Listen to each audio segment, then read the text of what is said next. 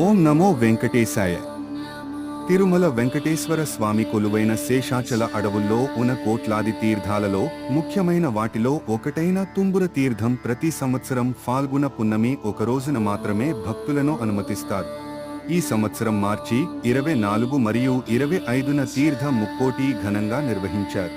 నడుచుకుంటూ వెళ్లే వారి సౌకర్యార్థం టీటీడీ వారు పాప వినాశనం డ్యాం వద్ద భోజన వసతులను ఏర్పాటు చేశారు. ఈ తీర్థానికి చేరుకోవడానికి పాప వినాశనం డ్యాం వరకు బస్సులో చేరుకుని అక్కడ నుంచి 7 కిలోమీటర్లు దట్టమైన అడవి మార్గంలో నడుచుకుంటూ వెళ్ళాలి. ఈ 7 కిలోమీటర్లు ఎంతో ఆహ్లాదకరమైన శేషాచల అడుగుల అందాలను చూసుకుంటూ భక్తులు తీర్థానికి చేరుకుంటారు.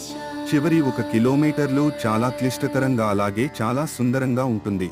తీర్థానికి వెళ్లిన భక్తులు అక్కడి జలాలను ప్రసాదంగా భావించి ఇంటికి తీసుకెళ్తారు.